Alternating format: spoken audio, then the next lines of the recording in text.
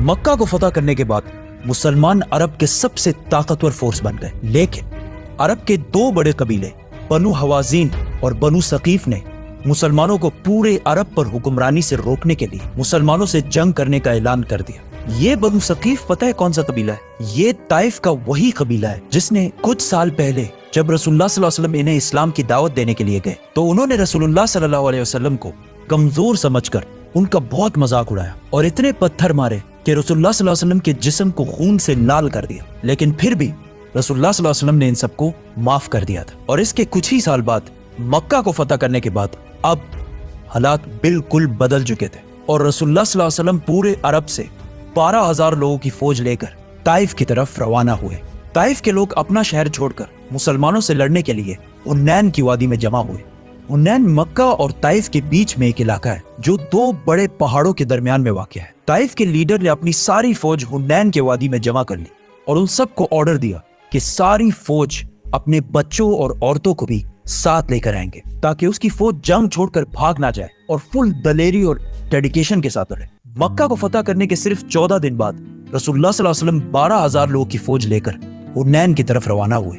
ये फौज बदर और ओहद की तरह सिर्फ स्ट्रॉन्ग और मजबूत ईमान वाले सहाबा की नहीं थी, बल्कि इसमें बहुत सारे नए सहाबा भी थे जो इस जंग से कुछ ही अर्सा पहले मुसलमान हुए थे। तो उन्हें मुसलमानों की स्ट्रगल्स जो उन्होंने बदर, ओहद और खंदक में की थी इतना पता नहीं था। तो उन्होंने रसूलुल्लाह सल्लल्लाहु अलैहि वसल्लम से एक अजीब डिमांड की कि हमें एक ऐसा दरख्त और एक ऐसा पेड़ बना कर दें जो बहुत बड़ा हो और उसके नीचे बहुत शेड हो। मतलब आप तो नबी हैं, अब तो कुछ भी कर सकते। तो रसूलुल्लाह सल्लल्लाहु अलैहि वसल्लम ने इन्हें कहा कि अब तुम मुझसे वही डिमांड्स कर रहे हो जो बनी इसराइल ने मूसा अलैहिस्सलाम से की थी। यकीनन तुम लोग इंतहाई जाहिल हो। फिर कुछ और नए मुसलमान कहने लगे कि हमारे नंबर्स तो बहुत ज्यादा हैं, 12,000 हैं, हम तो आराम से जंग जीत जाएं। जिस पर रसूलुल्लाह सल्लल्लाहु अलैहि वसल्लम को बहुत गुस्सा आया क्योंकि ये नए मुसलमान अल्लाह से ज्यादा अपने नंबर्स पर यकीन करने लगे थे। मुसलमान हुन्नैन के दो पहाड़ों के दरमियान सुबह होने से कुछ ही देर पहले अंधेरे में पहुंचे। जैसे ही मुसलमान उसे क्रॉस करने लगे तो पहाड़ों से बहुत सारे तीर और पत्थर बरसने लगे और इतने प्रिसाइज तरीके से कि कुछ ही देर में बहुत सारे सहाबा शहीद होने लगे और इन सब से बचने का कोई तरीका भी नहीं था। तो मुसलमान वहां से वापस मक्का की तरफ भागने लगे। ये देखकर दुश्मन की मेन फौज ने मुसलमानों पर फुल फ्लेज हमला कर दी और मुसलमानों की ऑलमोस्ट पूरी फौज 12,000 लोग जंग छोड़कर भागने लगे। ऐसा लग रहा था कि मुसलमान क्लियरली ये जंग हार चुके। ताइफ वाले बहुत खुशी और जोश के साथ बहुत तेजी से आगे बढ़ने लगे क्योंकि उन्होंने देखा कि सारी फौज भाग रही है। लेकिन जैसे ही डस्ट थोड़ी क्लियर हुई उन्होंने देखा कि रसूलुल्लाह सल्लल्लाहु अलैहि वसल्लम अपने कुछ साथियों के साथ एक कदम भी पीछे नहीं हट रहे। तो वो सारे सीधा रसूलुल्लाह सल्लल्लाहु अलैहि वसल्लम की तरफ बढ़े। रसूलुल्लाह सल्लल्लाहु अलैहि वसल्लम भी पीछे हटने के बजाय अकेले दुश्मन की तरफ बढ़ने लगे और जोर जोर से कहने लगे, मैं हूं मोहम्मद, अब्दुल्ला का बेटा और अल्लाह का रसूल। इस पर रसूलुल्लाह सल्लल्लाहु अलैहि वसल्लम के चचा अब्बास रज़ियल्लाहु ताला अन्हु ने रसूलुल्लाह सल्लल्लाहु अलैहि वसल्लम के ऊंट को जबरदस्ती रोकने की कोशिश की तो रसूलुल्लाह सल्लल्लाहु अलैहि वसल्लम अपने ऊंट से नीचे उतरे और दोबारा दुश्मन की तरफ बढ़ने लगे। ये देखकर हजरत अब्बास रज़ियल्लाहु ताला अन्हु जोर जोर से अपनी फौज को बुलाने लगे कि कहाँ जा रहे हो अल्लाह के रसूल को छोड़कर। जिस पर आहिस्ता आहिस्ता पूरी फौज को एहसास होने लगा कि अगर आज उन्होंने ये जंग छोड़ दी तो रसूलुल्लाह सल्लल्लाहु अलैहि वसल्लम की जान को भी खतरा हो सकता, क्योंकि रसूलुल्लाह सल्लल्लाहु अलैहि वसल्लम जंग से एक कदम भी पीछे नहीं हटा रहे थे। रसूलुल्लाह सल्लल्लाहु अलैहि वसल्लम का ये जज्बा और अल्लाह पर यकीन देखकर आहिस्ता आहिस्ता पूरी फौज जंग में वापस आने लगी और मुसलमानों की पोजीशन जंग में दोबारा स्ट्रांग होने लगी और कुछ ही देर में पूरे 12,000 मुसलमान वापस जंग में आए और दुश्मनों पर टूट पड़े और ताइफ वाले जंग छोड़कर हर तरफ भागने लगे और मुसलमानों ने इनका पीछा करना शुरू किया। मुसलमानों को इस जंग से बहुत फायदा हुआ। 6,000 कैदी और 24,000 कैमल्स और गोल्ड एंड सिल्वर व्हाटएवर। आखिर मुसलमान इनका पीछा करते करते ताइफ के किले के पास पहुंच गए, लेकिन ताइफ वालों ने पहले ही 1 साल का खुराक अंदर जमा करके अपने आप को किले में सिक्योर कर लिया था। मुसलमानों की बहुत कोशिश के बावजूद भी ये किला फतह ना हो सका, जिसकी वजह से मुसलमानों ने यहाँ पर बहुत दिन गुजारे। खालिद बिन वलीद रज़ियल्लाहु ताला अन्हु हर दिन किले के सामने जाते और इनको जोर जोर से लड़ने के लिए चैलेंज करते, लेकिन एक बंदा भी डर से बाहर नहीं निकलता।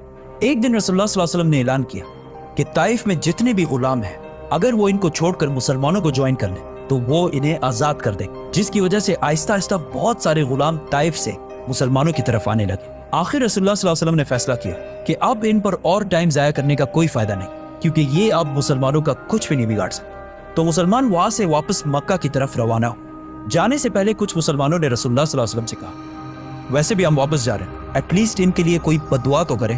تو رسول اللہ صلی اللہ علیہ وسلم نے اپنے ہاتھ اٹھائے اور اللہ سے دعا کی کہ اے اللہ، طائف والوں کو میرے پاس مسلمان بنا کر لیا۔ مسلمان واپس آخر مکہ پہنچ گئے۔ اب یہاں مدینہ والوں کو لگ رہا تھا کہ اب رسول اللہ صلی اللہ علیہ وسلم اپنے نیٹو شہر مکہ کو کیپٹل بنائیں گے اور مدینہ والوں کو ہمیشہ کے لیے چھوڑ دیں گے۔ اس جنگ میں جتنا مال مسلمانوں کے ہاتھ آیا تھا اس میں سے بہت بڑا حصہ رسول اللہ صلی اللہ علیہ وسلم نے مکہ والوں کو دے دیا، جو ابھی کچھ ہی دن پہلے مسلمان ہوئے تھے، جس میں 100 اونٹ رسول اللہ صلی اللہ علیہ وسلم نے ابو سفیان کو بھی دیے۔ اور اس سے صرف 1 مہینہ پہلے ابو سفیان مسلمانوں کا سب سے بڑا دشمن سمجھا جاتا۔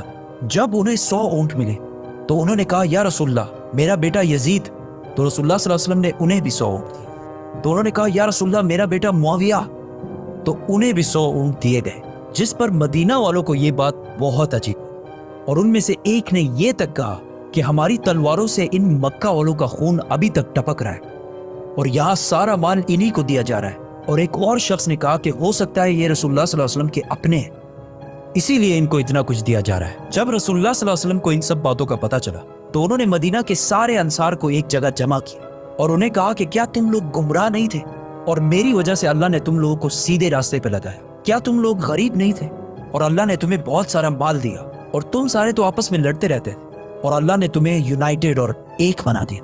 انہوں نے کہا یہ سب بالکل سچ ہے۔ تو رسول اللہ صلی اللہ علیہ وسلم نے ان سب سے کہا کہ اب یہ ساری باتیں تم مجھے بھی کہو کہ جب آپ کے اپنے لوگوں نے آپ کو ریجیکٹ کیا تو ہم نے آپ کی مدد کی، جب آپ کو پورے عرب میں کوئی پناہ نہیں دے رہا تو ہم نے آپ کو پناہ دی، اور جب آپ غریب اور کمزور تھے تو صرف ہم آپ کے ساتھ کھڑے تھے۔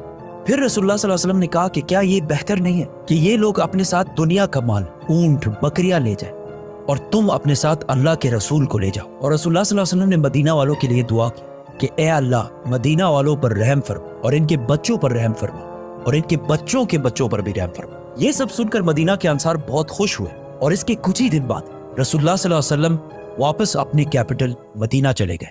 اور یہ بہت بڑی بات تھی، کیونکہ اگر مدینہ کے انصار صرف اونٹوں اور بکریوں کی ڈیمانڈ کرتے اور رسول اللہ صلی اللہ علیہ وسلم مدینہ کو چھوڑ کر مکہ میں آباد ہو جاتے، تو آج تک جتنے بھی لوگ حج کرنے جاتے ہیں وہ صرف مکہ ہی وزٹ کرتے، کیونکہ کعبہ اور روضہ رسول دونوں مکہ میں ہوتے، تو مدینہ جانے کی کوئی ضرورت نہیں ہوتی۔ لیکن پچھلے 1400 سال سے مدینہ کی پوری اکانومی صرف اس بات سے چلتی ہے کہ وہاں رسول اللہ صلی اللہ علیہ وسلم کا روزہ مبارک ہے، جس سے ہر سال لاکھوں لوگ پوری دنیا سے مدینہ کی طرف جاتے ہیں اور مدینہ والے بلینز آف ڈالرز کماتے ہیں۔ رسول اللہ صلی اللہ علیہ وسلم نے مدینہ والوں کی اولاد کے لیے جو دعا مانگی تھی وہ اللہ نے اسی طرح پوری کی کہ مدینہ والے پچھلے 50 جنریشنز تک بالکل امن اور ایک سٹیبل اکانومی میں رہتے ہیں۔ اور ایک سٹیبل اکانومی کتنی ضروری ہوتی ہے یہ پاکستانیوں سے بہتر کسی کو پتہ نہیں ہو، اور مدینہ کی یہ سٹیبلٹی قیامت تک چلتی رہے گی۔ حنین کی جنگ رسول اللہ صلی اللہ علیہ وسلم کی عربیوں سے آخری جنگ تھی۔ عرب کی آپس میں جو سول وار بدر کے میدان سے شروع ہوئی تھی وہ حنین کی جنگ میں آخر کار ختم ہوئی، اور اس کے بعد پورے عرب میں امن اور پیس کا ٹائم شروع ہوا۔ لیکن اس بار عرب کے لیڈرز مسلمان تھے۔ طائف کے لوگوں نے دیکھا کہ جب سائڈ میں سارے قبیلے مسلمان ہو رہے ہیں تو وہ بھی خود ہی وداؤٹ اینی فائٹ رسول اللہ صلی اللہ علیہ وسلم کے پاس آ کر مسلمان ہو گئے۔ رسول اللہ صلی اللہ علیہ وسلم نے خود ایک بار کہا کہ طائف کا دن ان کی زندگی کا سب سے مشکل ترین دن تھا، لیکن رسول اللہ صلی اللہ علیہ وسلم طائف گئے کیوں تھے؟ یہ مسلمانوں کی تاریخ کی سب سے بڑے دن کی کہانی ہے، ہجرت۔ سبسکرائب۔